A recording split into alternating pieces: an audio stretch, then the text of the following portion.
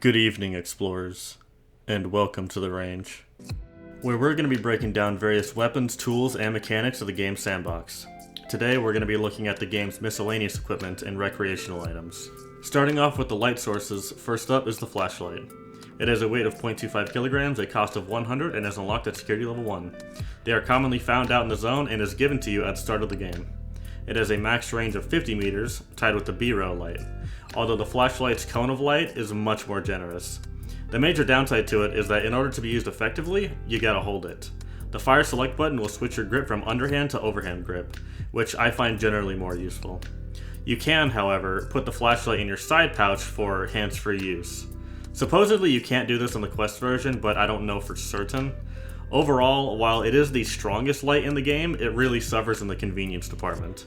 Even still, it's your best option for nighttime firefights in the wilderness, at least until you're able to get your hands on a B-rail flashlight. Moving on, we have the pocket lamp. It has a weight of 0.2 kilograms, a cost of 50, and is unlocked at security level 1. They are commonly found throughout the zone. It has a max range of 30 meters and a wide light cone. The fire select button will change the lamp's color from red to green. Unlike the normal flashlight, you can stick this on a chest pocket for a convenient early game light source. This is usually my go-to if I don't have a headlamp available to me. Speaking of, next up is the headlamp. It has a weight of 0.1 kilograms, a cost of 400, and is unlocked at security level 2. They can only be purchased at Vano. It has a range of 25 meters and a wide light cone. To use, simply put it on your head and use trigger to activate. This is by far the most popular flashlight with explorers, just for its sheer convenience. Really, after you get this, the only other one worth using would probably be the B-row flashlight for long-range nighttime encounters. If you want to see the weapon-mounted lights breakdown, refer to my attachments video. However, I will tell you here that the B-row light has a range of 50 meters and a narrow light cone, while the Rail S light has a range of 20 meters with a normal light cone. Just take my word for it, the Rail S light is hot garbage. Headlamp is better in every way, plus you don't need your sidearm out to use it. The Rail B light can be a good investment though.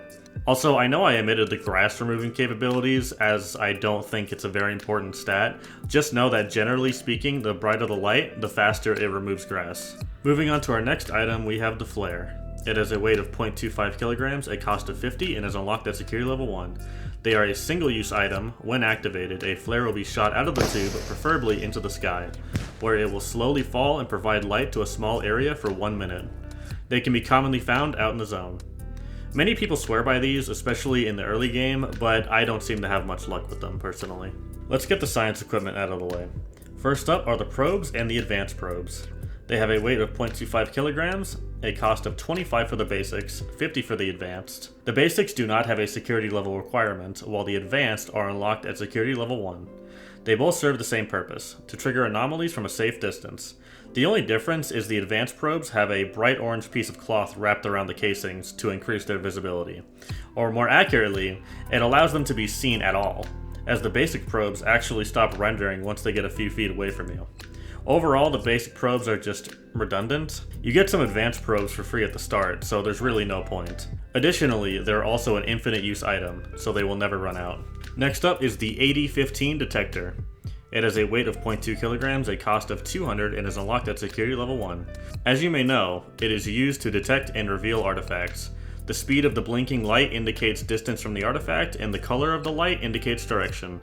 The more green the light, the more accurately you're pointing towards the artifact. Obviously, it's an integral piece of equipment that you should never leave Vano without.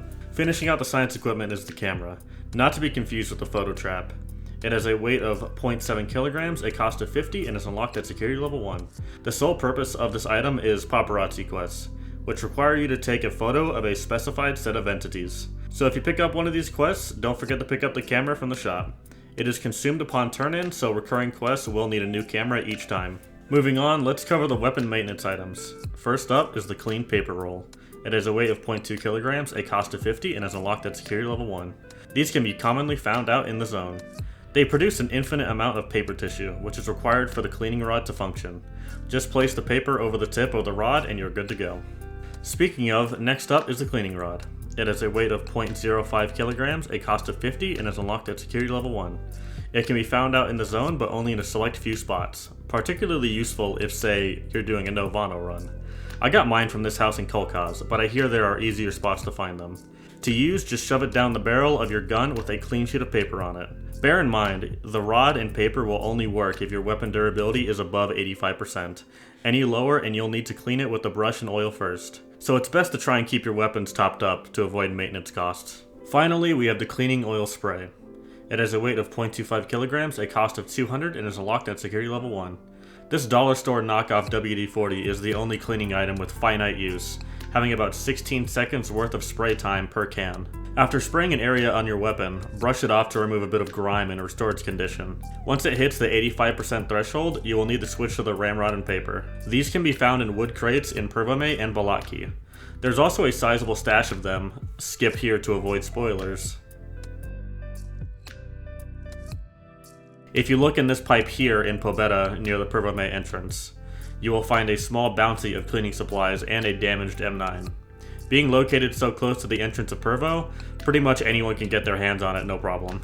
Falling into its own awkward little category is the Monocular. It has a weight of 0.7 kilograms, a cost of $150, and is unlocked at security level 1. They are commonly found out in the zone.